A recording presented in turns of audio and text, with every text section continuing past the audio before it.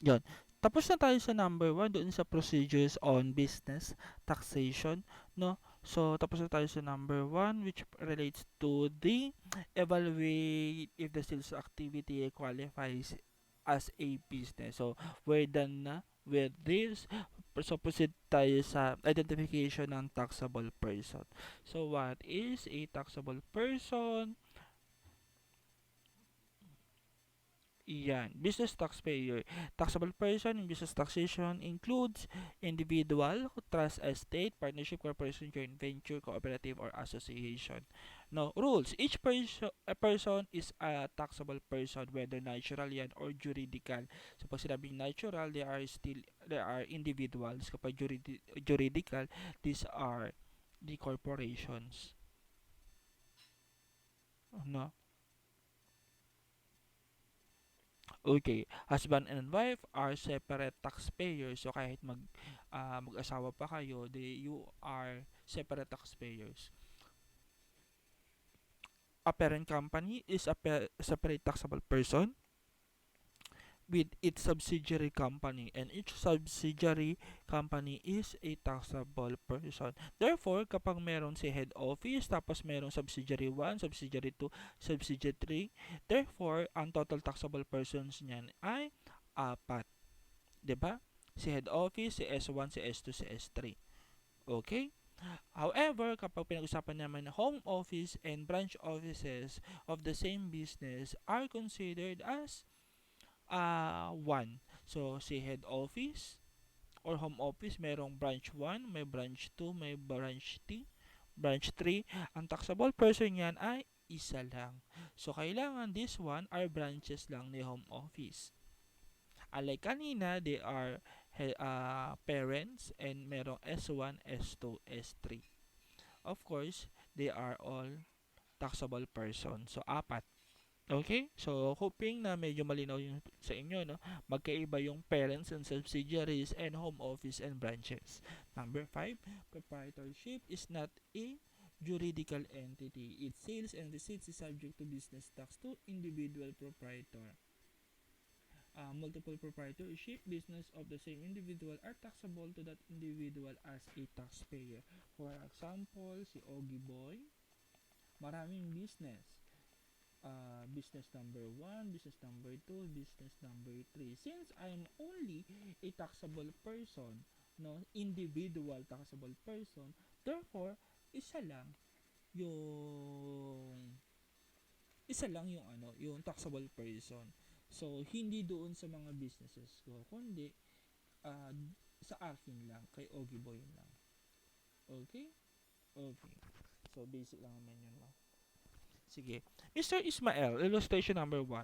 Accounting practitioner has two other commercial businesses. Okay.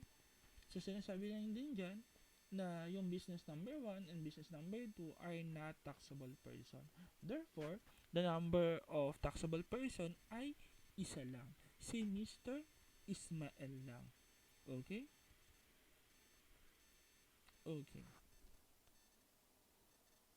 Illustration number 2, head office, may branches. Since we're talking about head office and branches, no?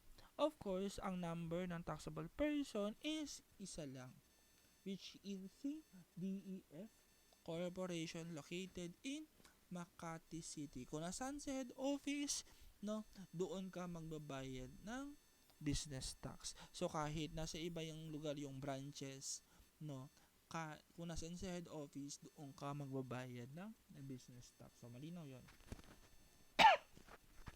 Illustration number 3. Branch in Manila City, ABC Company, may branch daw sa Manila City, tapos may subsidiary in Davao City. So, tulad ng sinabi natin, subsidiary is a separate taxable person. Therefore, ang number ng taxable person on this illustration ay dalawa. Si ABC na magbabayad sa Manila City and si XTB na magbabayad kay Davao City. Okay? Illustration number 4. Dr. Jones owns a bakery registered as proprietor business. He also owns a clinic. No? His clinic occasionally purchases from bread from his grocery. Dr. Jones' children also bought breads from the bakery. Sinasabi dito na yung pagbebenta daw between the proprietorship business, which is Hume Bakery, is not subject to business tax since does not involve another party. The sales made by the bakery to Dr. Jones' children shall be subject to tax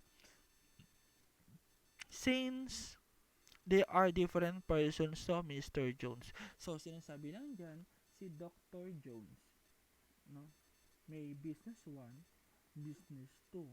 No, kapag nagbentahan itong dalawang to, no, hindi wala yang business tax. Okay? Wala.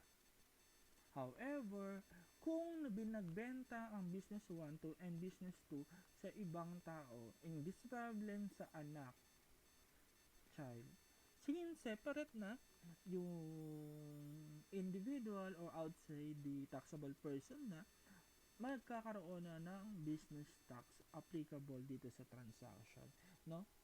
Okay? Since on this kasi, dito sa part na to, kay Dr. Jones and his businesses, is iisa lang naman yung taxable person. So, kahit magbentahan pa yung businesses ni Dr. Jones is not subject to business tax. However, kapag lumabas na doon sa taxable person, kahit pa sa relatives niya, kahit nga sa mismong anak niya, since separate na taxable person, yung anak niya, therefore, subject na sa business tax. So, hoping na malinaw siya, no? So, yun lang naman. No? Income tax exemption does not equate to business tax exemption. So, sinasabi lang dyan, if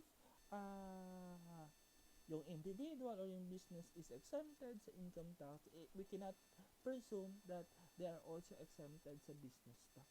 No? So, separate siya. Otherwise, merong special laws or agreements na nagsasabi na all taxes, no, related doon sa taong yon ay exempted. Therefore, that's the time na even business taxes is exempted siya, no? Okay? Okay, okay. So, yun lang naman.